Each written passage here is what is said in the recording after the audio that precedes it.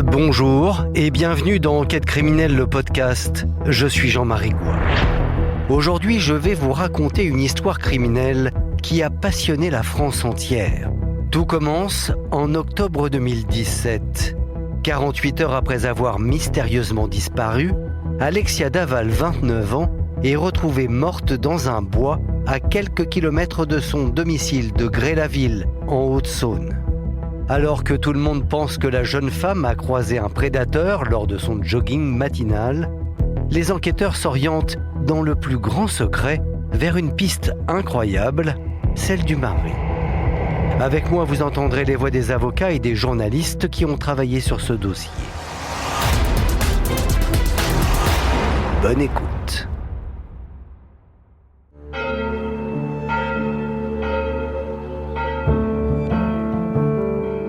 5 novembre 2017. 10 000 personnes sont réunies dans les rues de Gré, une petite ville de Haute-Saône, pour rendre hommage à Alexia Daval. Quelques jours auparavant, le corps inanimé de la banquière de 29 ans était retrouvé dans un bois avoisinant. Tous les regards sont braqués sur la famille de la jeune femme et surtout sur son mari, Jonathan. Il va faire pleurer la France entière. On va voir quelqu'un qui est totalement défait physiquement, qu'on va voir pleurer, notamment quand il va avoir ce discours à la fin de la marche blanche. Alexia aimait nager et courir, passion qui nous réunissait. Pourtant, derrière ces larmes, personne ne sait que Jonathan Daval cache un lourd secret. Car après 3 mois de mensonges et de manipulations, le jeune homme va être démasqué par les enquêteurs. Jonathan Daval a avoué avoir donné la mort à Alexia. Et puis, il va y avoir une succession de versions, surtout un rebondissement incroyable, c'est cette version qu'on va appeler celle du complot familial, où finalement il va mouiller à peu près tout le monde. Jonathan vient de nous accuser de meurtre. On tombe de haut, là. Jonathan Daval finira par se rétracter et reconnaître de nouveau le crime. Pourtant, alors que son procès se tient cette semaine à Vesoul, l'homme va livrer un tout nouveau scénario, impensable jusqu'alors. Il serait lui aussi une victime, un homme maltraité, humilié par sa femme Alexia. Il se présente un peu comme une victime. On a la sensation qu'il va plaider oui, je suis responsable de la mort, mais si on en est arrivé là, c'est parce que j'ai été mis au pied du mur, c'est parce que j'ai été poussé à bout, c'est parce qu'il y a eu des attitudes, peut-être même des mots, des messages qui lui ont finalement fait péter les plombs. Il y avait dans ce couple une vraie complexité et surtout un rapport de dominant à dominé qui montre effectivement un homme qui a l'air en partie sous emprise, qui a d'une manière ou d'une autre assez peur de sa compagne. Alors, Jonathan Daval dit-il la vérité? Ou chercherait-il des circonstances atténuantes pour attendrir les jurés? Dans le dossier, il y a des éléments, des SMS et des déclarations que vous allez découvrir ce soir et qui pourraient aller dans le sens de l'accusé. Enquête criminelle lève le voile sur les derniers secrets de Jonathan Daval. Pour comprendre comment on en est arrivé là, il faut remonter en 2007. L'histoire d'amour entre Alexia et Jonathan démarre sur les bancs du lycée. Ils sont tous deux le premier amour de l'autre. Ils sont mariés depuis 2 ans, ils sont ensemble depuis 10 ans. Jonathan et Alexia se rencontrent, ils sont l'un et l'autre relativement jeunes puisqu'Alexia a 16 ans. Elle est encore au lycée, Jonathan lui a 21 ans. Ils se rencontrent dans le cadre d'une sortie de ski qui est organisée par une connaissance commune et donc ils vont sympathiser et se rapprocher. Ça a l'air d'être une belle histoire d'amour, il y a visiblement une belle complicité entre les deux, ils sont très sportifs tous les deux, ils sortent beaucoup. C'était le bonheur, hein. Le couple, il était en osmose, hein. Il n'y avait aucun souci à ce niveau-là. Hein. Un couple en osmose, malgré leurs caractères diamétralement opposés. Alexia, c'était une jeune fille émotive, tendre, souriante, enjouée, qui prenait beaucoup, qui s'occupait beaucoup des autres.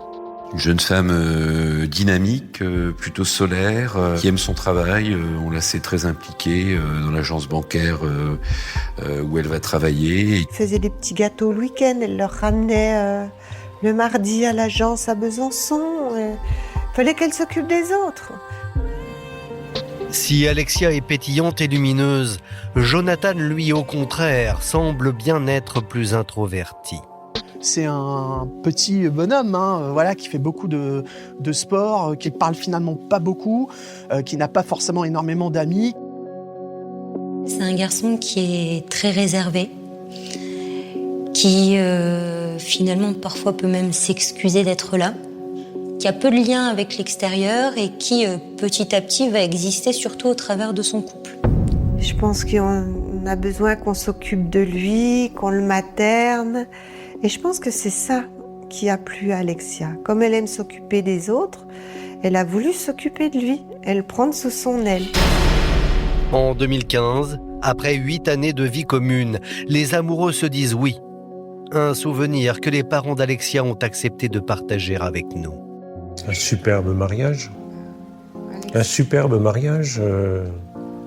Et on a tout fait pour que tout se passe bien.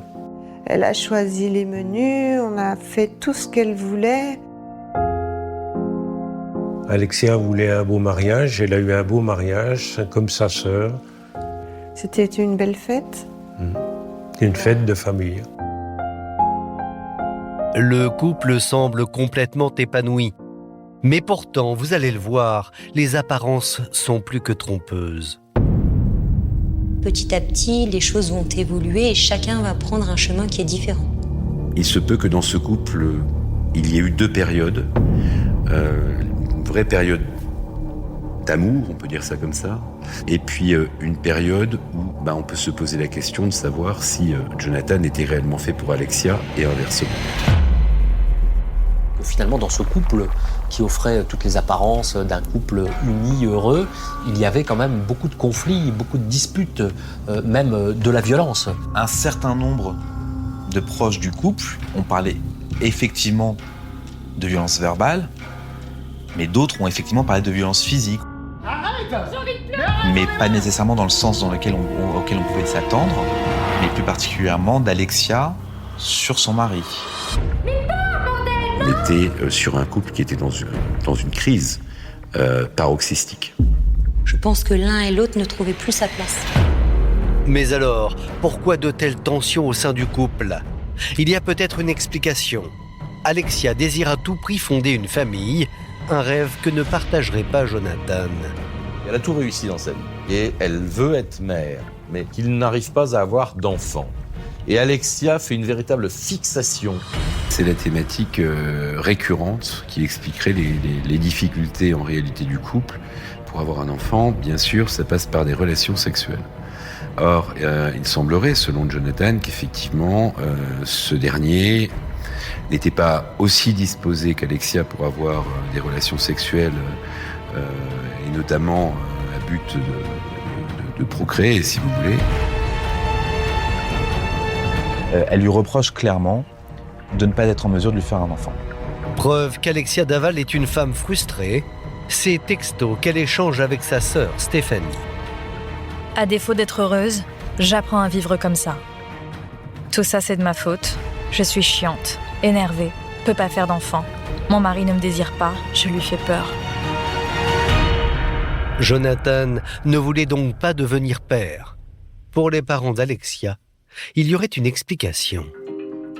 Et s'il y avait un enfant, lui, il était quoi ? C'était plus lui l'enfant. Lui, il n'était pas capable d'élever un enfant. C'était pas un homme pour avoir un enfant, ça c'est sûr.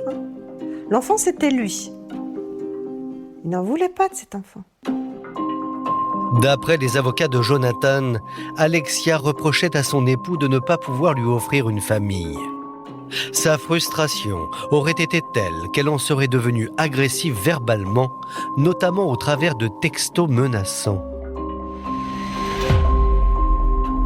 Les enquêteurs vont s'apercevoir qu'Alexia adresse des SMS à Jonathan sur le thème effectivement de cette frustration de ne pas avoir d'enfant. Ce qui va les frapper, c'est particulièrement le vocabulaire qui va être utilisé et le ton de ces messages qu'elle adresse à Jonathan, qui sont de l'ordre de l'intimidation. Lorsque quelqu'un désire quelque chose très fort et que son partenaire le désire moins fort, ça devient une source de reproche. On avait un Jonathan Daval qui était quand même très bienveillant à l'égard de son épouse, y compris dans les échanges, que ce soit notamment type SMS. Et on avait une Alexia qui était moins sur l'aspect sentimental. Effectivement, il y a pu avoir des reproches qui ont pu être très violents. Elle avait des griefs à formuler à l'égard de son mari et elle ne ménageait pas ses mots quand ces reproches-là devaient lui être faits. D'ailleurs, Jonathan Daval va dire aux enquêteurs combien son épouse pouvait être cruelle avec lui. C'est quand on avait des rapports que j'avais des problèmes d'érection. Elle était dure avec moi. J'avais des problèmes d'impuissance et elle m'humiliait avec cela.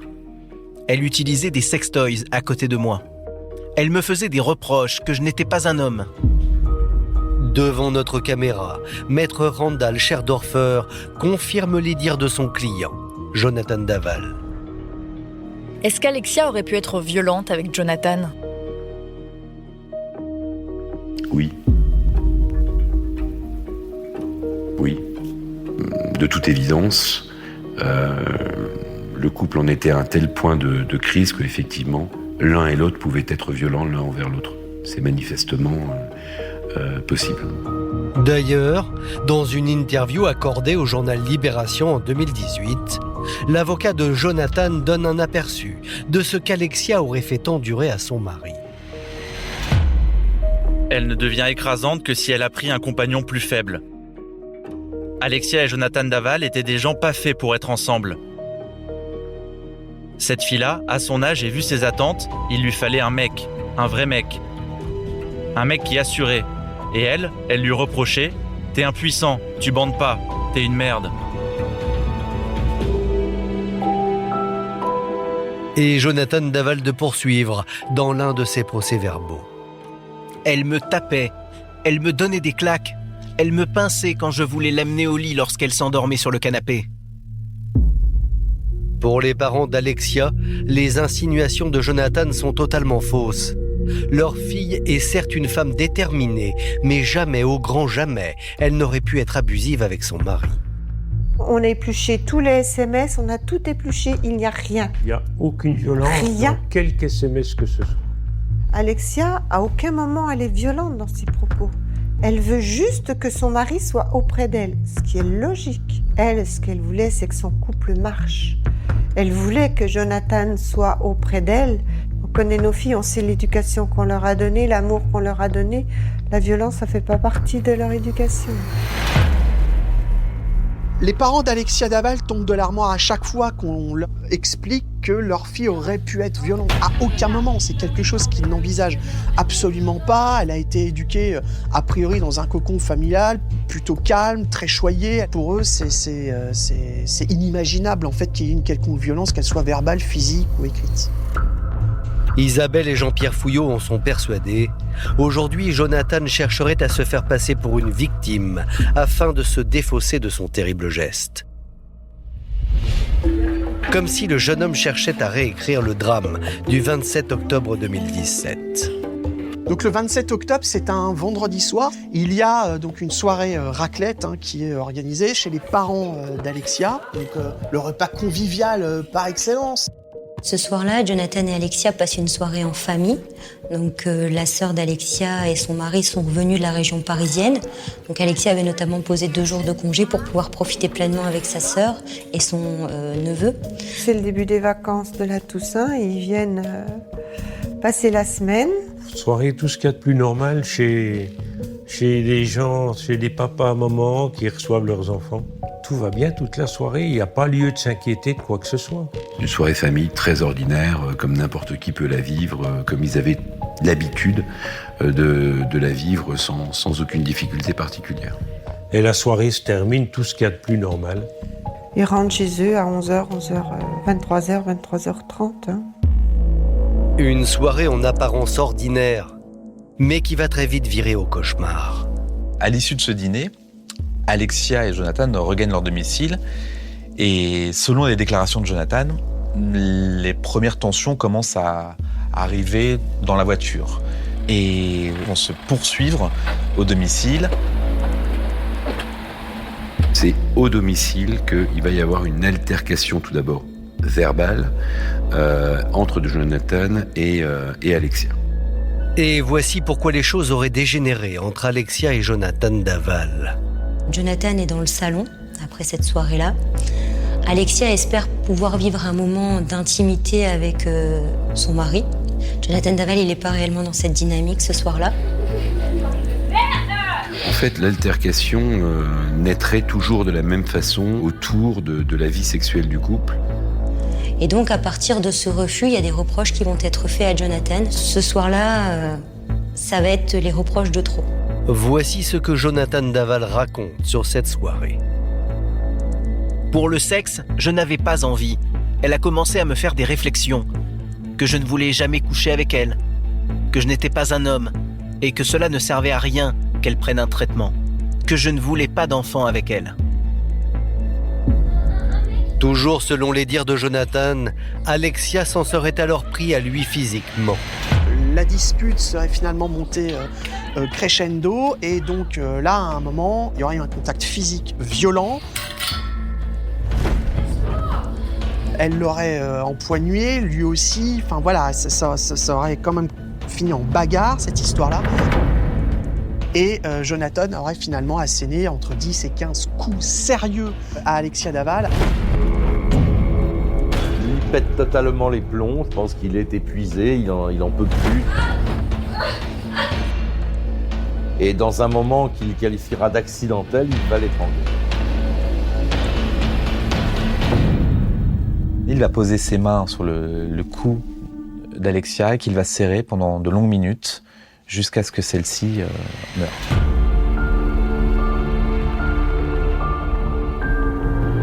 Et là, effectivement, il y a deux solutions. Hein. Soit on appelle les gendarmes en disant voilà, elle fait une connerie, je le voulais pas, c'est un accident, enfin bon, il explique ce qu'il veut. Soit on décide de dissimuler. Bon, il a pris la deuxième solution. Face à son terrible geste, Jonathan Daval va alors prendre une décision lourde de conséquences. Il va maquiller le meurtre de sa femme. Mais alors, pourquoi le jeune homme va-t-il basculer dans cette spirale du mensonge ? Jonathan, c'est vrai que au travers du couple qu'il a construit avec Alexia, il y a le couple Jonathan-Alexia, mais il y a aussi son existence au travers de sa belle famille, parce que le couple passait énormément de temps avec les parents d'Alexia. Et c'est même pas forcément le lien qu'on pourrait entretenir traditionnellement avec ses beaux-parents. Il y avait quasiment un lien filial qui avait été créé avec eux. Il veut surtout pas décevoir ses beaux-parents, avec lesquels, et je pense particulièrement à sa belle-mère, il a une relation qui est très particulière, qui est très fusionnelle. Il m'appelait quand même maman. Mais je pensais qu'on était sa première famille. Il était chez nous, il était chez lui. Qu'on soit là, qu'on soit pas là, il allait et venait comme il voulait. Ah mais c'était comme un fils, hein. Y a pas... Il a vraiment cette image de gendre idéal dans laquelle il s'est enfermé, qui risquerait de voler en éclats s'il devait de lui-même prendre nos responsabilités, assumer et contacter les enquêteurs pour dire à un moment donné, voilà, il y a eu un accident, mais j'ai tué mon épouse. Non seulement Jonathan craignait de perdre l'affection de ses beaux-parents, mais son statut social était aussi en jeu.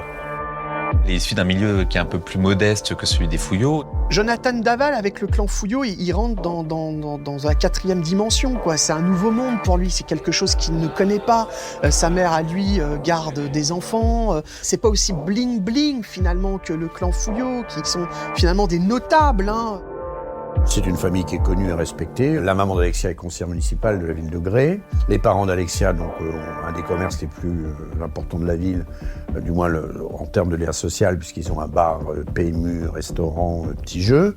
Et pour lui, c'est quelque chose d'incroyable, d'inimaginable. C'est l'ascenseur social inespéré, finalement, de rentrer dans ce monde-là. Je pense qu'il avait un statut social avec Alexia et avec nous, qu'il n'avait pas avant. Bien sûr, il était reconnu avec nous et avec Alexia, c'est sûr, oui. Avouer avoir tué Alexia, c'est non seulement revenir à sa condition de départ qui fait bien moins envie, mais c'est en plus, pour l'éternité, être désigné comme un meurtrier. Jonathan Daval estimait qu'il avait sans doute trop à perdre. Alors la nuit du drame, seul face à la dépouille de sa femme, il va décider de brouiller les pistes.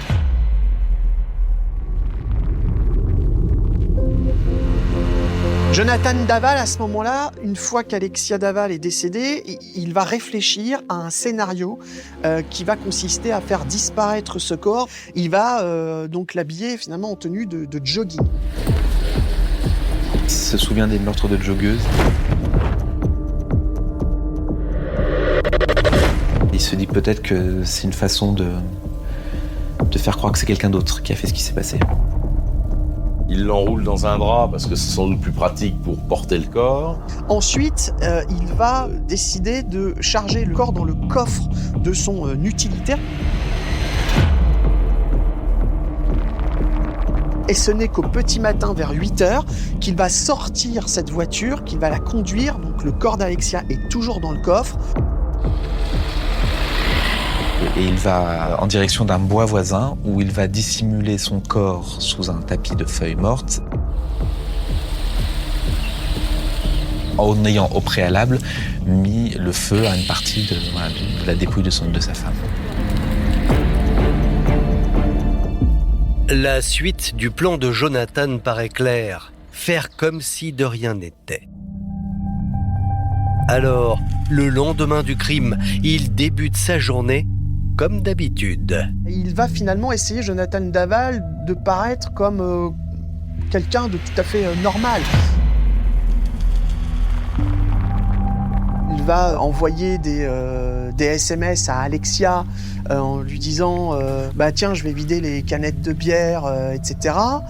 Donc ça, c'est quand même la première chose. Et puis après, finalement, il va sortir de chez lui, il va passer à son entreprise pour gérer un petit souci pour un voisin. Ensuite, il va aller voir le père d'Alexia qui est au bar tabac. Il passe me voir au bar sur le coup des 9h30, 10h, je ne sais plus exactement.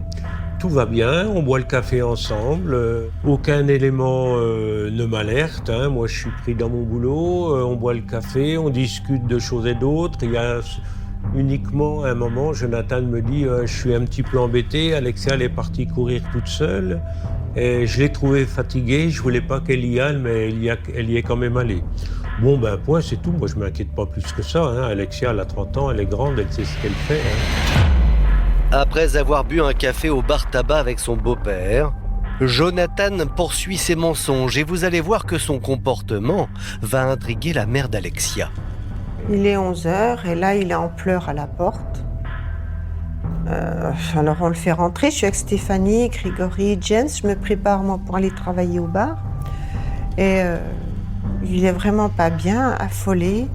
Comme quoi, Alexia est partie courir à 9h30.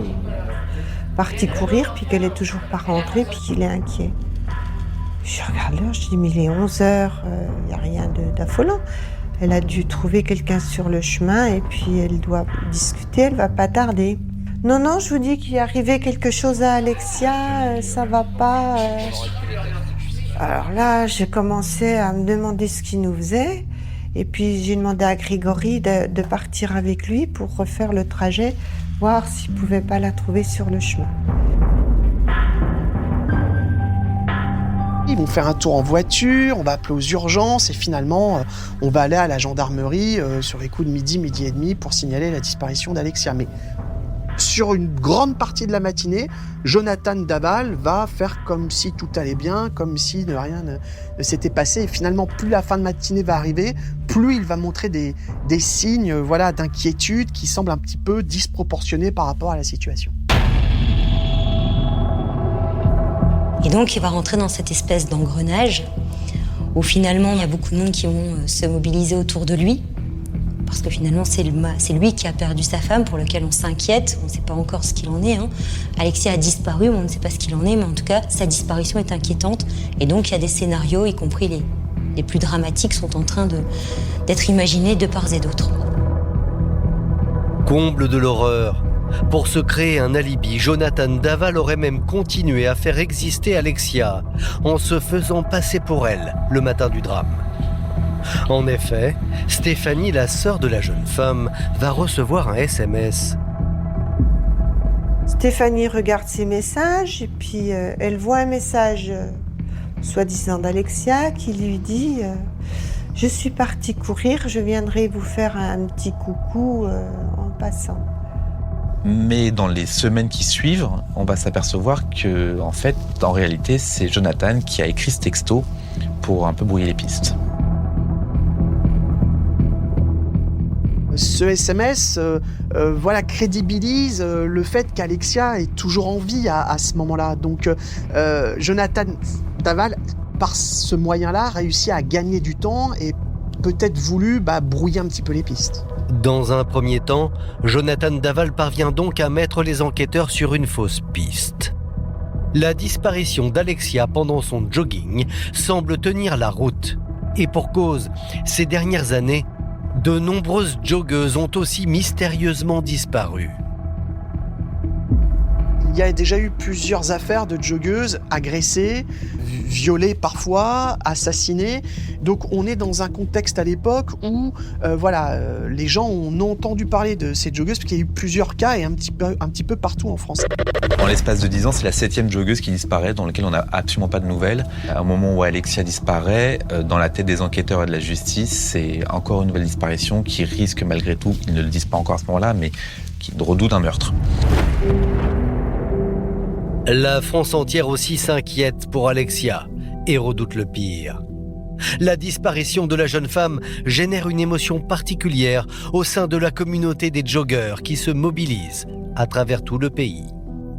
Effectivement, l'émoi est tel qu'il y a énormément, des dizaines, des centaines de clubs de joggeurs qui, en hommage à Alexia Daval, vont organiser une course, chacun dans leur coin, parce que tout le monde se sent concerné, tout le monde est extrêmement choqué de ce qui se passe. On est tous là pour rendre hommage à Alexia, en pensant à ses proches. Ça restera gravé éternellement dans ma mémoire. C'est vrai que c'est ce qui nous a fait tenir. Moi, c'est ce qui m'a fait chaud au cœur, qui m'a fait tenir. Je me disais, tous ces gens-là sont là pour Alexia. Ils nous ont montré toute leur humanité, toute leur compassion à notre rencontre, à l'encontre d'Alexia. Si j'avais pu serrer chaque personne dans mes bras, je l'aurais fait. Si l'émotion des parents d'Alexia est sincère, Jonathan Daval, lui, continue de brouiller les pistes. Il va même jusqu'à participer à l'une de ses courses, où il apparaît en première ligne.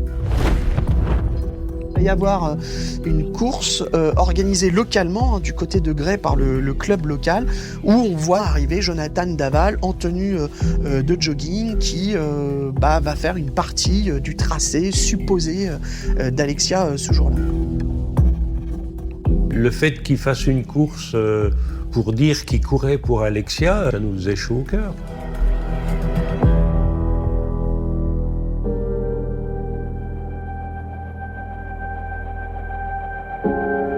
Finalement, 3 jours après sa disparition, le 30 octobre 2017, le corps sans vie d'Alexia est retrouvé dans un bois.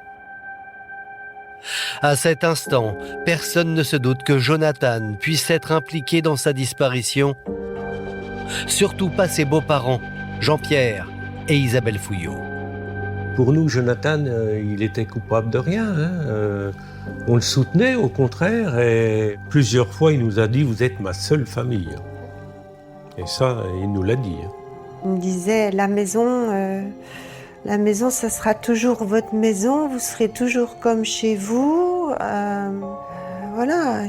J'avais un rendez-vous médical, il m'avait dit bon, je vous emmènerai, parce que ça devait être Alexia qui devait m'emmener. Il m'a dit c'est moi qui vous emmènerai à votre rendez-vous. Il se rendait indispensable avec nous.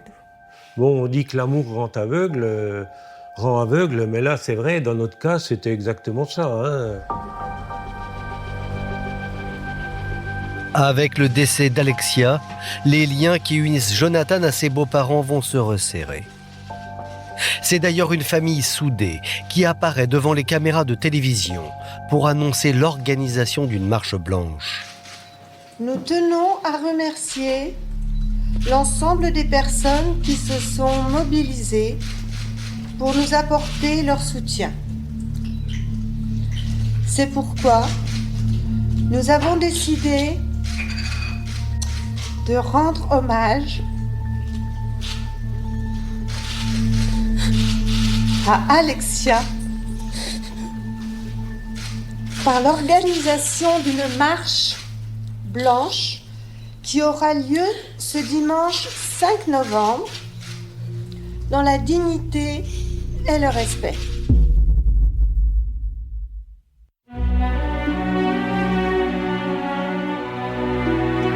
Ce 5 novembre 2017, devant les 10 000 personnes réunies pour rendre hommage à Alexia, Jean-Pierre et Isabelle Fouillot vont une fois de plus apporter un soutien sans faille à leur gendre Jonathan.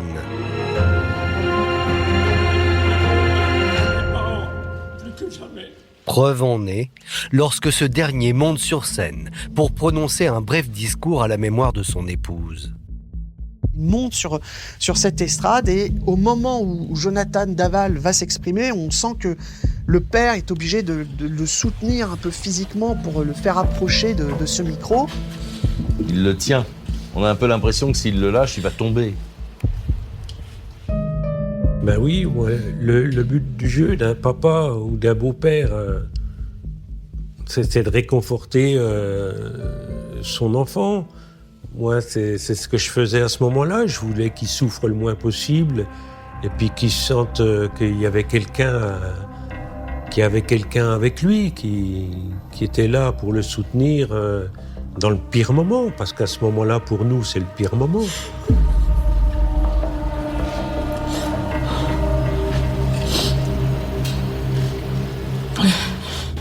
Mon épouse et moi partageons la même soif de liberté à travers nos activités sportives.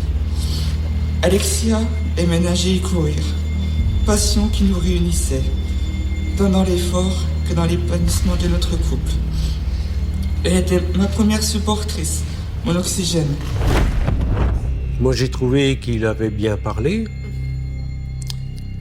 mais une fois qu'on sait ce qui s'est passé,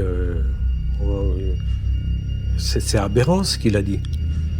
Que Alexia était sa bouffée d'oxygène, était son oxygène, quand on sait qu'il l'a étranglée. Non mais quand j'entends cette phrase-là, je me dis mais c'est pas possible qu'il ait eu l'audace, le courage de sortir ça, la décence de sortir une phrase pareille. Alexia était mon oxygène. Il l'a étranglée. Il lui a coupé son oxygène.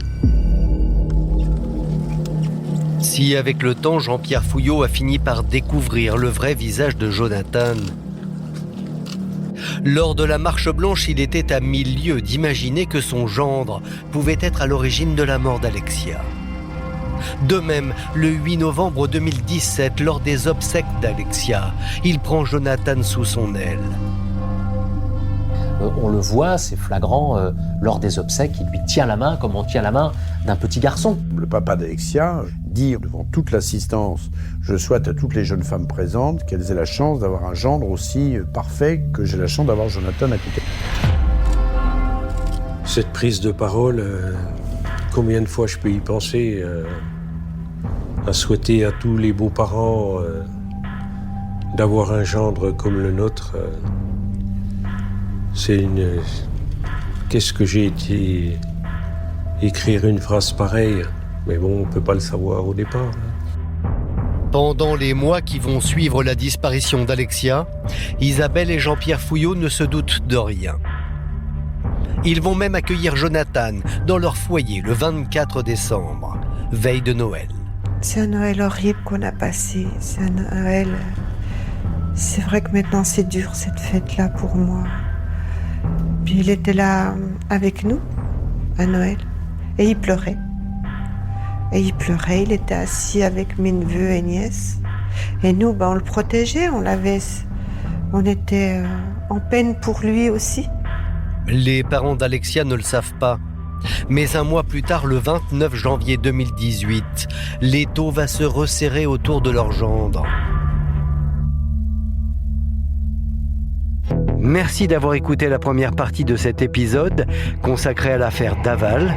Dans la seconde partie, vous allez découvrir comment les enquêteurs vont parvenir à confondre le coupable. Bonjour et bienvenue dans Enquête criminelle, le podcast. Je suis Jean-Marie Goua. Dans la seconde partie de cet épisode consacré à l'affaire Daval, vous allez découvrir comment les enquêteurs vont parvenir à confondre le coupable. Avec moi, vous entendrez les voix des avocats et des journalistes qui ont travaillé sur ce dossier. Bonne écoute. Le mari d'Alexia Daval, la joggeuse, retrouvée morte fin octobre dernier dans un bois de Haute-Saône, a donc été interpellé ce matin. Le domicile du couple est en cours de perquisition. Et puis là, bing, ça tombe. Il y a un visage qui apparaît, c'est pas du tout le visage qu'on attendait, c'est le visage du mari. Personne n'imagine que cet homme que l'on a vu éploré, tenir la main de ses beaux-parents, personne ne peut imaginer qu'il soit impliqué dans cette histoire. Il y a un effet de sidération quand des millions de gens voient ce visage en disant « c'est juste pas possible ».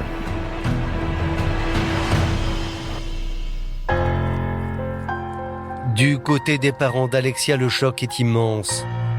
Pour autant, l'arrestation de leur gendre ne change rien au soutien qu'ils lui apportent. Ils en sont persuadés. Jonathan est innocent. Eh bien moi, c'est 2 enquêteurs qui viennent à 9h du matin à la maison en me disant « on vient vous prévenir, on a mis Jonathan en garde à vue. »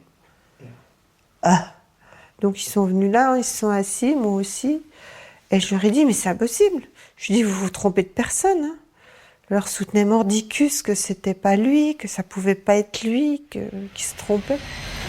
Les avocats de Jonathan Daval, eux non plus, ne croient pas une seule seconde en la culpabilité de leur client.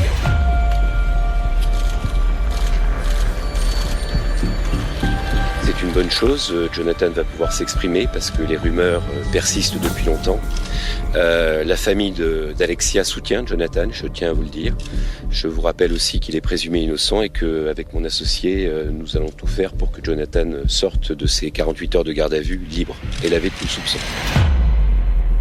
Je suis extrêmement serein, parce que moi je reste sur une position qui est très claire, celle de Jonathan qui n'est pas impliqué dans cette affaire, mais c'est la même position que celle de sa belle famille, que celle de tout l'entourage qui ne le conceptualise même pas.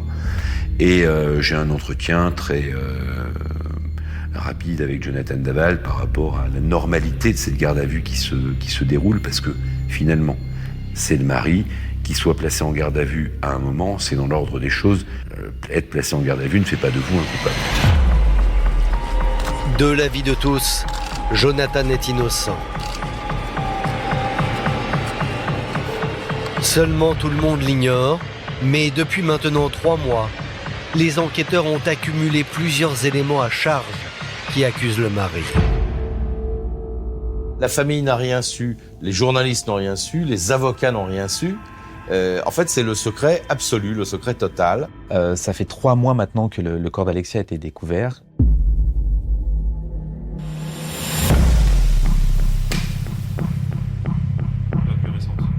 Mais ça fait surtout 3 mois que les gendarmes suivent très discrètement l'ensemble des faits et gestes de Jonathan parce qu'ils ont plusieurs éléments qui démontrent que son implication ne fait aucun doute.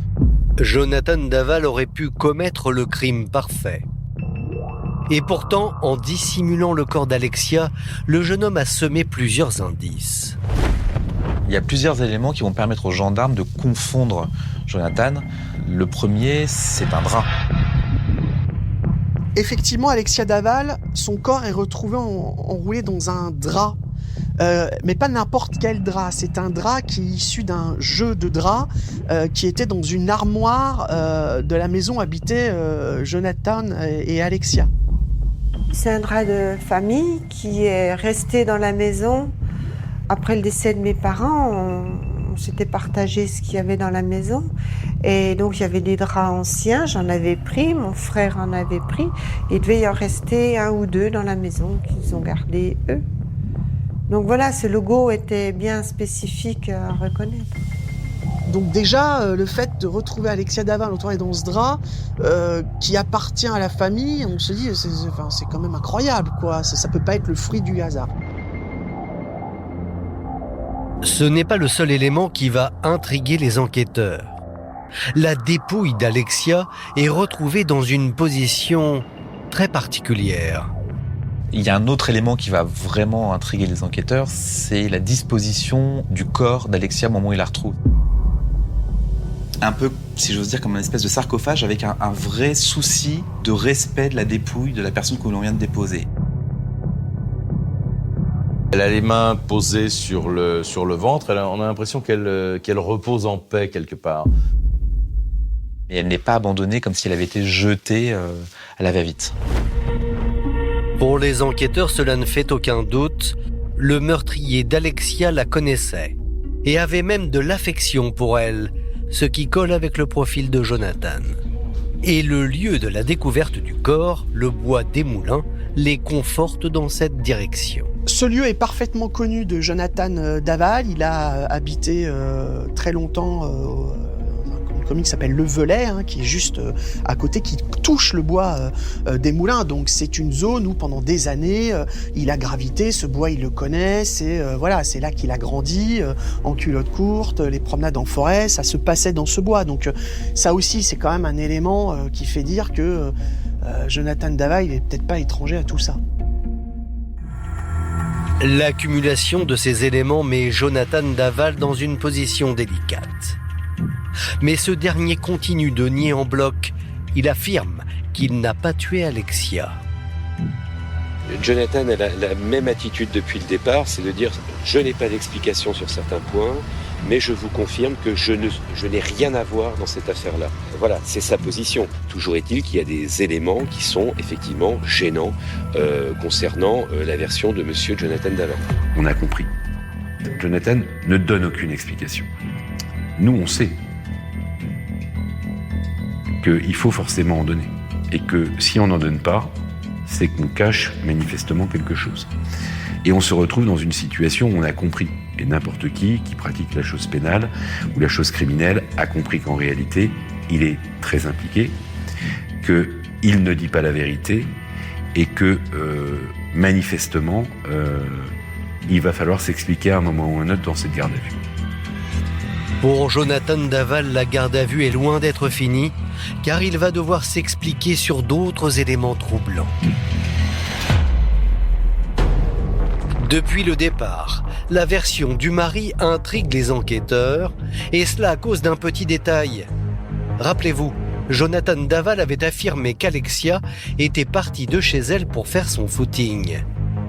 Seulement, après vérification, les gendarmes n'ont trouvé aucun témoin pour le confirmer.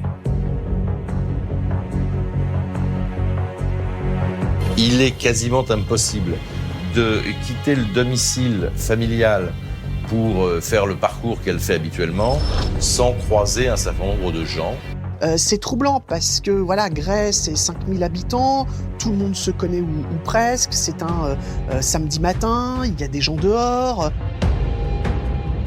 Il y a beaucoup de témoins sur ce chemin. C'est pas une zone déserte. Il y a des gens qui sortent, on va faire le marché. Et là, personne. Ils ont frappé aux portes. Ils ont demandé aux gens, est-ce que vous avez vu Alexia Daval? Et à chaque fois, la réponse était non.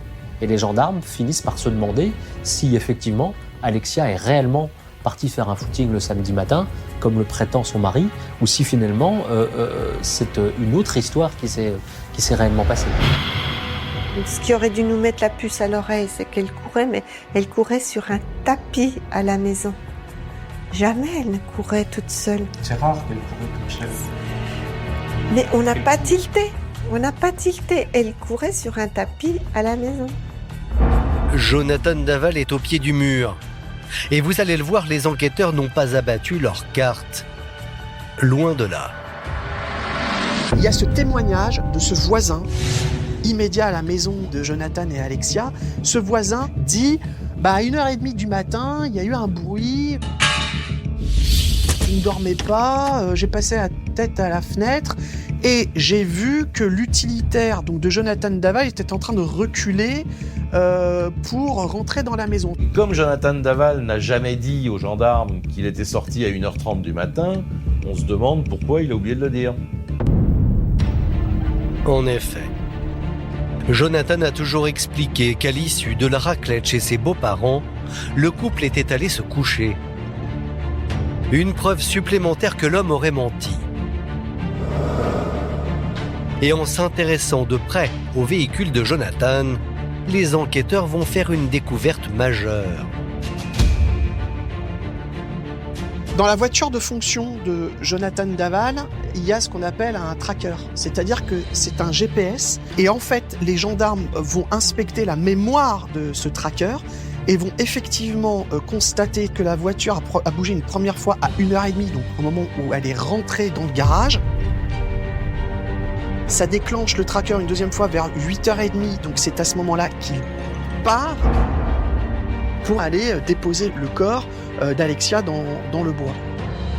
Il était un peu suspect, il était dans le collimateur des gendarmes. Là, il devient le suspect numéro 1. D'autant qu'à ça va se jouer un autre élément qui est le pneu. À proximité de l'endroit où est découvert le corps d'Alexia Daval, il y a un chemin forestier et les gendarmes vont relever des empreintes de pneus. Une trace de pneu très particulière puisqu'il s'agit d'un pneu avec certaines imperfections. La même imperfection que le pneu de la voiture de Jonathan. La piste de la culpabilité de Jonathan Daval se dessine donc clairement. Et en plus des preuves scientifiques, les enquêteurs vont faire appel à des experts très particuliers, des comportementalistes. Ces derniers savent parfaitement décrypter les expressions des suspects. On va se rendre compte qu'il y a des comportementalistes de la gendarmerie. Ils sont un petit peu partout, tout le temps. À la mairie où la maman annonce la marche blanche, ils sont aussi là à la prise de parole après la marche blanche, ils sont là au moment de l'enterrement. Ce sont des gens qui sont en fait formés pour essayer de détecter dans les attitudes et comportements des proches quelque chose qui serait un petit peu étonnant, où on se dirait tiens, réaction un peu bizarre. Nous avons rencontré Franz Bagoé. Il est comportementaliste lui aussi et a accepté de refaire pour nous une analyse des faits et gestes de Jonathan Daval. Lorsque par exemple il apparaît à la conférence de presse, le mari d'Alexia semble selon lui dissimuler une partie de la vérité. Il exprime sa tristesse, qui est réelle. On voit que sur son menton, le menton est crispé, donc il y a vraiment des larmes qui vont affluer. Mais on a aussi une bouche en huître. Vous avez un retrait labial, et qui est typique des propos qui sont retenus, et qui est confirmé ensuite par la langue qui sort subrepticement, et qui re-rentre pour ravaler en fait ces mots qu'il ne souhaite pas dire. Et ce n'est pas tout. Lors de la marche blanche en hommage à Alexia, le comportementaliste va noter des indices dans la gestuelle de Jonathan qui le trahissent, notamment lors de ces instants, juste avant que le mari entre en scène pour son discours. On voit bien l'index sur la narine gauche, où là il sait que la situation va être complexe à gérer, et donc pour le coup il la sent pas. Comme il la sent pas, il place cet index-là. Ensuite, il va se préparer mentalement en fait pour affronter cette situation devant tout le monde. Il va être exposé au regard de tout le monde. Donc on a une moue en fait de peur, avec la bouche qui s'ouvre, avec un petit rictus là sur la lèvre supérieure gauche qui s'élève, et puis les dents du bas qui sont apparentes. Ça, c'est de la peur. Pour Franz Bagoé, lorsque Jonathan Daval prend la parole, ses gestes l'accablent. Et là, il se livre. On a encore une fois la main qui vient au-devant de la bouche pour essayer d'en dire le moins possible quand même. Et puis cet index qui vient, alors non pas là sur la gauche en fait du nez, hein, mais sous l'arête, j'ai quelque chose à cacher, quoi. En tous les cas, là, il a des mots qu'il ne souhaite pas voir sortir de sa bouche. Le geste va être répété, mais non plus avec sa main, mais avec la feuille de papier. Il en a dit, il l'espère, le moins possible, pour pas se trahir. Le doute n'est plus permis. Jonathan Daval doit désormais faire face à ses contradictions. Et c'est ainsi qu'après 1 jour et demi de garde à vue, il craque et passe aux aveux. C'est lui qui va décider, en rentrant dans le bureau des enquêteurs, de s'exprimer et de passer aux aveux. Et d'ailleurs, il va dire aux enquêteurs, on y va, maintenant je vais m'exprimer. Au-delà des mensonges, de la terreur que j'ai de vous dire que c'est moi, c'est moi. Nous ne défendrons pas un meurtrier, nous ne défendrons pas un assassin, nous défendrons un jeune garçon qui, dans une crise de couple, a effectivement, de façon accidentelle, occasionné la mort de son épouse. Il est dévasté, il est conscient des conséquences dramatiques pour sa famille, pour la famille d'Alexia, pour qu'il ait une affection sans limite. Il a eu des mots pour Alexia, des mots d'amour, et nous nous retrouvons face à un drame terrible. C'est un moment très très émotionnel, donc on finit la garde à vue dans cet état-là. On sait que derrière, ça va être un lynchage terrible, parce qu'il y a eu les mensonges, parce qu'on sait aussi que pour la belle famille, ça va être un cataclysme. Là, je suis abasourdie, mais complètement. Je reprends encore un coup derrière la tête, donc voilà. Et bon, quand ils me montrent tous les éléments qu'ils ont, j'arrive pas à y croire encore. Hein. Moi, j'étais persuadé qu'il y était pour rien. Hein. Il n'y a que le soir devant la télévision, quand on a appris que là, on est... Alors on apprend là, on ne savait plus quoi dire. On apprend que c'est lui le meurtrier, et on apprend en même temps que c'est déjà la faute d'Alexia parce qu'elle a eu une personnalité écrasante. J'arrive déjà pas à ingurgiter que ce soit lui le meurtrier, et on met déjà la faute sur Alexia. 5 minutes après. J'étais folle. Et Isabelle Fouillot n'est pas au bout de ses surprises, car Jonathan Daval va provoquer un nouveau rebondissement. 7 mois après la mort d'Alexia, Jonathan demande à s'entretenir avec le magistrat instructeur. Il a des révélations à faire. Rebondissement dans l'affaire du meurtre d'Alexia Daval. Son mari Jonathan, qui avait reconnu avoir étranglé la jeune femme de 29 ans fin octobre en Haute-Saône, conteste désormais les faits. Lors de son audition par un juge d'instruction, il a accusé son beau-frère du meurtre et évoqué un complot familial. Jonathan va modifier profondément sa version initiale en déclarant qu'effectivement ce n'est pas lui qui est à l'initiative de la mort d'Alexia, et va pointer du doigt son beau-frère, Grégory Gay. Il va dire « Non mais en fait c'est pas comme ça que ça s'est passé ». Et là il explique. Il explique qu'en fait il y a eu cette soirée raclette, il arrive en retard, il dit qu'Alexia a commencé à faire une crise assez sérieuse. Elle lui dit « J'aurais pu prévenir ». Voilà, t'aurais pu nous dire que tu allais être en retard, d'ailleurs où est-ce que tu étais passé, voilà. Donc la soirée commence dans une certaine forme de stress et va très vite dégénérer, en tout cas toujours selon le récit de Jonathan Daval. Au cours du dîner, selon Jonathan Daval, Alexia aurait été prise d'une crise d'hystérie violente. Là, ça monte d'un ton. On sent que Alexia en veut à la terre entière, toujours selon Jonathan, et elle va partir, elle va monter dans les escaliers. Au moment où Alexia monte, elle va bousculer le fils de Stéphanie et de Grégory Gay, et c'est ce qui va mettre le feu aux poudres. C'est là qu'ils vont s'en mêler. Stéphanie tente de calmer, toujours selon Jonathan, sa sœur Alexia, qui lui donne une gifle. Stéphanie lui en rend une autre. Des cris se multiplient.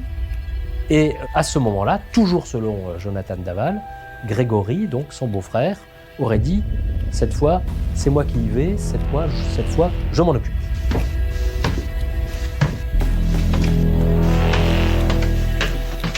Il disparaît donc avec Alexia dans la salle de bain. À table, on n'entend plus rien. On a un silence de cathédrale en bas. Grégory Gay redescend. Et là, un des convives de l'Assemblée m'a dit « Qu'est-ce qui s'est passé, quoi ? Est-ce que c'est grave ?» Puis lui, bien blanc comme un cierge de Pâques, livide, a dit « Oui, je crois que c'est grave. » Grégory Gay dit à ce moment-là « J'ai étranglé Alexia, j'ai voulu la calmer, je l'ai tuée. » Jonathan Daval charge Grégory Gay, son beau-frère. Donc c'est une manière pour lui d'être peut-être un peu complice et responsable, mais au même titre que tout le reste de la famille, mais de ne plus être finalement un responsable exclusif. C'est très difficile d'assumer. Parce que c'est très difficile de regarder sa mère, par exemple, et de lui dire « Maman, c'est moi ». Et on cherche quelque chose parfois de magique pour se sortir de sa condition criminelle. L'esprit essaye de trouver des issues et des solutions, et qui sont très souvent de mauvaises solutions, parce qu'on va rajouter un mensonge, parce qu'on va impliquer d'autres personnes, et parce qu'à un moment, on va de nouveau être pris dans un piège, et que la seule solution pour s'en sortir en réalité sera de nouveau la vérité, il n'y en a pas d'autre. Pour les parents d'Alexia, c'est une nouvelle trahison. On apprend qu'il se rétracte et qui accuse notre gendre Grégory d'avoir mis fin au jour d'Alexia, avec notre complicité à tous. Sur le coup, on n'y croit pas. On ne comprend même pas. On ne comprend pas l'aboutissement de ces dires. C'est seulement après quelques instants qu'on se rend compte que Jonathan vient de nous accuser de meurtre. Et là, on tombe de haut. Là, Isabelle et Jean-Pierre Fouillot n'ont désormais qu'une obsession, que Jonathan dise enfin la vérité. C'est la raison pour laquelle ils vont demander aux magistrats de Besançon une confrontation avec leur gendre.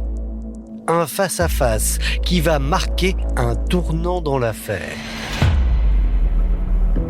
7 décembre 2018, Jonathan Daval est extrait de sa cellule pour un rendez-vous capital. Les parents d'Alexia Daval vont demander au juge d'instruction une confrontation. Cette confrontation va se dérouler sur une journée. Il va y avoir le matin la sœur d'Alexia. Puis Grégory, avec lequel, voilà, ces deux-là, il ne se passe rien. Le début de cette confrontation est un échec. Mais le juge n'a pas dit son dernier mot. Il va désormais abattre une carte décisive. La première personne qui va passer en confrontation au début d'après-midi, c'est la maman d'Alexia, c'est Isabelle Fouillot.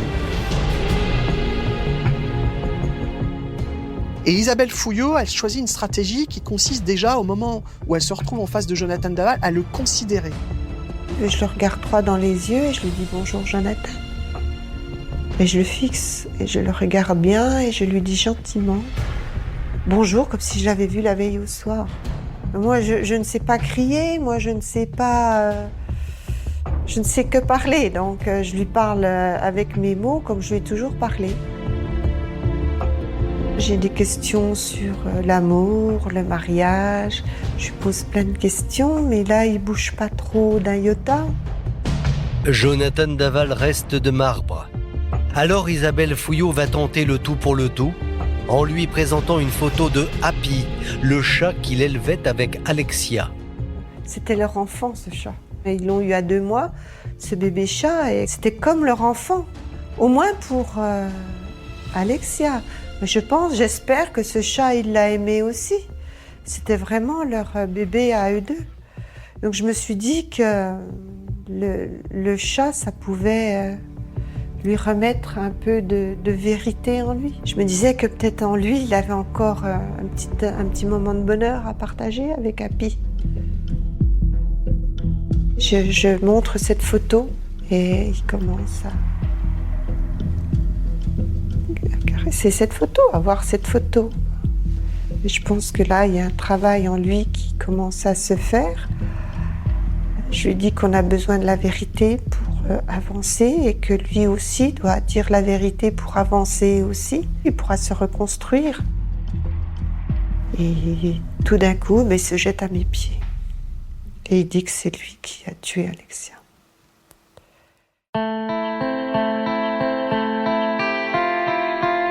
Donc je le relève et je le prends dans mes bras et on pleure tous les deux.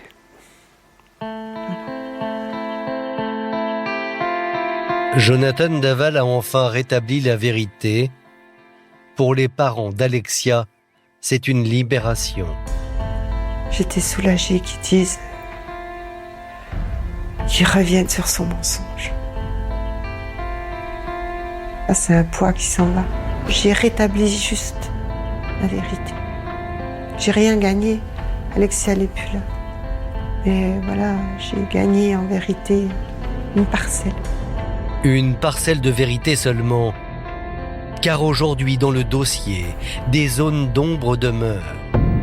Par exemple, au moment du décès d'Alexia, les experts ont retrouvé dans son sang des traces de somnifères. Des analyses qui intriguent. Au moment de l'autopsie, les analyses toxicologiques vont mettre en avant la présence dans son sang de plusieurs médicaments, notamment du tramadol. Les parents d'Alexia se demandent si finalement Jonathan Daval ne lui administrait pas des médicaments sans qu'elle le sache. Et notamment des médicaments qui font dormir, qui vous laissent dans un état un petit peu apathique. On se rend compte qu'elle a ingurgité des médicaments à son insu. Et elle le dit d'ailleurs dans des SMS. Elle lui dit même « tu m'as drogué » ou « tu me drogues ». C'est une sédation pour faire croire qu'elle devenait folle ou l'avoir sous sa main ou des choses comme ça. D'ailleurs, elle le dit le vendredi matin où elle a disparu. Elle dit le matin qu'elle a peur. Elle dit « j'ai plus toute ma tête, je ne suis pas bien ». Elle écrit même pas bien en texto. Et elle dit qu'elle ne sait pas ce qu'elle a. Donc elle ne sait pas qu'elle a ingurgité un médicament. Pour Isabelle et Jean-Pierre Fouillot, cette prise de médicaments est inconcevable. En effet, Alexia souhaitait à tout prix tomber enceinte. Elle n'aurait donc jamais ingurgité ce cocktail explosif de somnifères. Mais selon les avocats de Jonathan Daval, cette théorie ne tient pas la route. Leur client n'aurait jamais cherché à sédater Alexia. On sait que les quantités retrouvées dans le sang d'Alexia excluent toute soumission chimique d'Alexia. Que ce somnifère n'a pas été pris dans des quantités anormales, ou des quantités dangereuses, ou des quantités portant atteinte à la vigilance. Et cela a été totalement écarté par les investigations menées par le juge d'instruction. Mais cette question sera certainement reposée à la cour d'assises. Et puis, parmi les éléments qui seront sûrement soulevés durant le procès, figure une autre zone d'ombre. Dans la nuit du 2 au 3 mars 2019, alors que Jonathan Daval était déjà incarcéré, la maison qu'il partageait avec Alexia a été cambriolée. Dans la maison d'Alexia et de Jonathan, va se passer un phénomène, un événement extrêmement singulier, que je n'ai jamais vu dans une affaire criminelle, c'est-à-dire que la maison qui est placée sous scellé va faire l'objet d'un cambriolage. Les scellés vont sauter et la seule personne qui peut dire ce qui a éventuellement disparu dans cette maison, c'est Jonathan Daval. Et on a volé quelques bijoux, ce qui est très habituel pour un cambriolage. On a volé des albums du couple, des albums de photos, des albums de famille, ce qui est déjà très très singulier. Et puis on a volé des sex toys. Et ça, je dois vous dire que je n'ai jamais vu ça dans une affaire de cambriolage. Le parquet va très rapidement communiquer envers les journalistes en disant « ça n'a rien à voir avec l'affaire, ce sont deux histoires totalement dissociées ». Il se trouve qu'aujourd'hui, cette affaire de cambriolage n'est pas résolue. Que contenait ce caméscope? Qu'est-ce qu'il y avait dans cet album photo? Ce sextoy, pourquoi? La bague? J'ai bien mon avis sur ce qui a pu se passer, mais ce n'est que mon avis. Oserais-je vous demander votre avis ? Vous avez tout à fait raison de me demander mon avis, mais je n'oserais pas vous le donner. Alors, quelqu'un aurait-il cherché à faire disparaître des preuves compromettantes ? Serait-ce un proche d'Alexia ? Un proche de Jonathan ? Le doute subsiste. Et ce n'est pas tout. Manque une dernière pièce au puzzle. Jonathan aurait-il agi seul ou avec un complice ? La carrure frêle du jeune homme a toujours posé question. Alors pour en avoir le cœur net, une reconstitution est organisée le 17 juin 2019. Est-ce que ce garçon peut, seul, charger un corps au milieu de la nuit dans une voiture ? Il y a beaucoup de gens qui se disent, mais juste sur la carrure, sur l'aspect physique, que ça ne colle pas. Et la reconstitution va être finalement décisive. On va se rendre compte que finalement, Jonathan Daval est beaucoup moins chétif que ce qu'on veut bien croire. Jonathan est assez costaud pour soulever un corps de 50 kilos. Jonathan faisait de la musculation et c'était quelqu'un qui était bien bâti, contrairement à ce qu'on peut laisser entendre et ce qu'il veut laisser voir. Durant cette reconstitution, les parents d'Alexia, Jean-Pierre et Isabelle, sont aux premières loges. Isabelle et moi, nous suivons le déroulé de l'affaire depuis la rentrée dans la maison jusqu'à la sortie d'Alexia, malheureusement, dans l'état où elle était. Il refait tout, mais il refait ce qu'il veut bien nous montrer. Il y a des moments qui nous ont choqués, qui m'ont choqué. Après l'étranglement, Alexia serait tombée dans les escaliers et plutôt que de porter Alexia... Il l'a tirée par les pieds depuis le haut de la maison. Comme un vulgaire sac de pommes de terre. Et c'était ça le plus douloureux à supporter. Jonathan Daval a donc montré qu'il était capable de réaliser le crime tout seul. Mais pour les parents d'Alexia, l'incertitude demeure. Mais pas convaincu qu'il n'y a pas de complice. Non, quelqu'un qui savait. Quelqu'un qui sait. Oui. Je suis sûre qu'il y avait quelqu'un qui savait. Face à toutes ces interrogations, Isabelle et Jean-Pierre Fouillot cherchent désespérément des réponses. Ils espèrent que le procès de Jonathan pourra les éclairer. Depuis le début de la semaine, se tient devant la cour de Vesoul un procès aux multiples enjeux. La défense de Jonathan mettra-t-elle en avant le profil d'une Alexia écrasante ? Et si oui, le jury croira-t-il à cette version ? Aujourd'hui, on a le sentiment que ce qui est très compliqué, c'est de faire état des défauts d'Alexia. L'idée n'est pas d'accabler Alexia, mais simplement de faire état de la manière dont elle se comportait dans son couple et comment Jonathan, lui, réagissait face à cette attitude. On attend que la cour d'assises définisse la juste peine qui doit être celle de Jonathan Daval en fonction des faits tels qu'ils se sont passés et en fonction aussi de la personnalité de Jonathan Daval. Et ainsi, on aura une décision juste. Pour les parents d'Alexia, seule la vérité compte. Ils craignent par-dessus tout que Jonathan Daval livre à la cour une énième version des faits. Au début, il nous disait que c'était pas lui qui l'avait tué. Après, il nous a dit que c'était pas lui qui l'avait brûlé. Alors aujourd'hui, qu'est-ce qu'il va nous dire comme autre mensonge ? Plus rien dans sa bouche n'a de valeur, n'a plus aucune valeur. Nous, on a pris perpétuité. Nous, on a pris la peine maximum, nous. La justice, j'aimerais bien qu'elle me rende Alexia. Je sais que ça, c'est impossible. Moi, j'attends juste le mot coupable, parce que présumé innocent, au bout de 3 ans, avec toutes les preuves qu'on a, ça suffit. Je voudrais juste que ce procès laisse Alexia reposer en paix et juste dire que c'était une belle personne. Merci d'avoir écouté la seconde partie de cet épisode consacré à l'affaire Daval. Le 21 novembre 2020, Jonathan Daval est condamné à 25 ans de réclusion criminelle pour le meurtre de son épouse par la cour d'assises de la Haute-Saône, à Vesoul. Et n'hésitez pas à vous abonner à ce podcast afin de recevoir chaque semaine un nouvel épisode. Je vous dis à bientôt.